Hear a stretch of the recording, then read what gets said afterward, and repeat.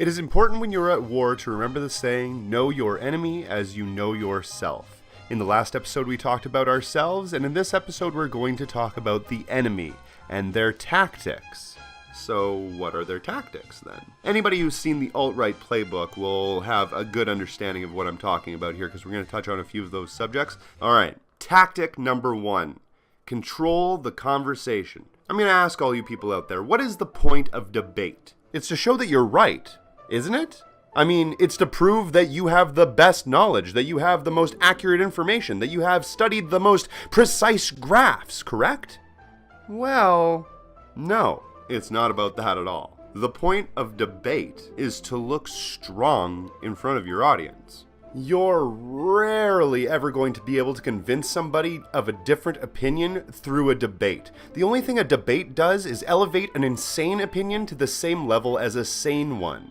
But the idea is to convince the audience, not to convince the other person. Alright, so let's talk about the tactics then. The left like to tackle incorrect arguments by giving long, detailed explanations. Perfectly understandable. But the right, on the other hand, gives baiting, short, quippy, yet wrong arguments, then moves the goalpost to change the argument when it fails, and then when that fails, they just strawman your argument. So, for example, they might come and say something like, women are treated equal in the workforce by law. And you may retort, saying to them, actually, women make 78 cents on the dollar in comparison to men. And when talking about STEM, women are extremely underrepresented. And then maybe you might give them a bunch of studies or quotes in the same vein. But that doesn't work because they easily bat that away by saying, well, fake news, feminists want more rights than men. Ugh.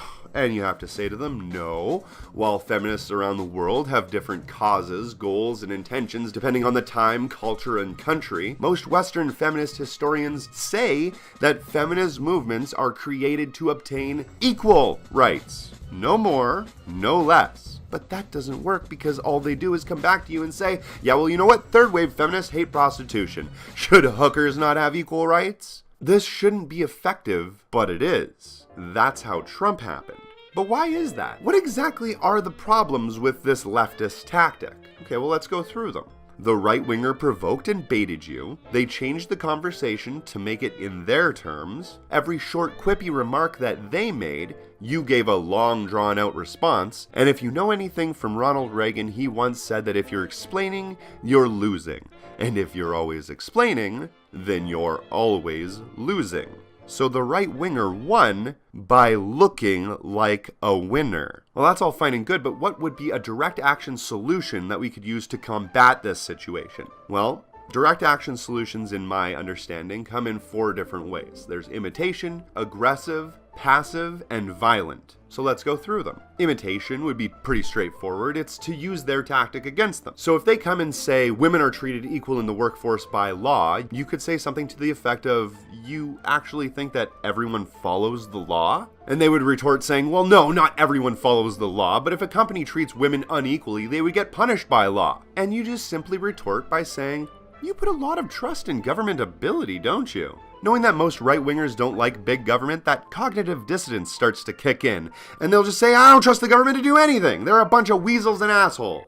Congratulations, you were able to achieve the exact same goal as the right-winger was able to do in the first place. You looked strong in front of your audience, and eventually you were able to garner capitulation from the enemy. That's exactly what you want, if you want to convince people on your own side. This tactic rarely works to convince anybody but people who are already leaning in your direction. Another tactic would be an aggressive tactic. So, for example, they could say, women are treated equal in the workforce by law, and you could come back to them by simply asking, does every workforce follow the law? They would say, no, not everyone follows the law, but if a company treats women unequally, they would get punished by law. So then you come back and ask the same question, just slightly reworded. So women are not treated equal in the workforce. And they'd say, no! Most companies follow the law, but some might not. I mean, it depends on where it is. Come on, women are treated equal where I work. To which you simply ask again, so women are not treated equal in the workforce? See, this tactic is aggressive journalism 101. You never let the subject change. You keep asking the same question over and over, and eventually you just allow them to hang themselves. And again, that tactic is more or less a middling response. It will gain some attention from the opposite side, but mostly just appeals to people on the left that you already have convinced. So, what's the passive solution? Well, a debate doesn't necessarily have to always be a fight. Sometimes it can be a stroll down a road. For example, the yellow vesters here in Canada are angry about pipelines. All that is simply just code for jobs. They lost their jobs when the pipelines shut down, when the oil industry took a turn, all of that sort of thing. So we have to help them find a solution to their problem. And that's socialism. So how would this example go? It would go like this. They would say, women are treated equal in the workforce by law. And you would respond, well, actually, no one in the workforce is treated equally by law. And they would retort, what?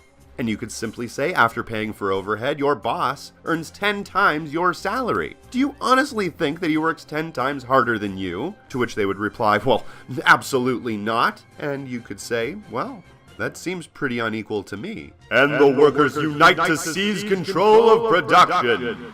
By framing the argument in economic terms, you're able to direct their anger away from their scapegoat, whether it be women or immigrants or what have you, and you can direct it toward the actual problem. The state. Fascism. But then of course you might ask yourself, okay, Aaron, if fighting fascism is about fighting the state, then why are we talking about debating Nazis? You even just said that the Nazis and the neoliberals are just goons of the state. They're not even a part of the state. The thing is, we're not debating Nazis and neoliberals. We're talking about public opinion. The fact of the matter is somebody is going to get the spotlight, whether it be left or right, somebody is going to get it. So our goal is to make sure that it is not the fascists, it is us. If the far right have control of the message, they are going to promote state propaganda. That's just simply how it works.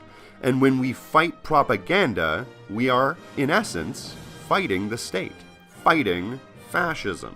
So that means that fighting propaganda can be done every day by anyone. Even your grandmother can help bring down the state. In the next video, we're going to be talking about tactic number 2. They go low, we go high. Thanks for watching.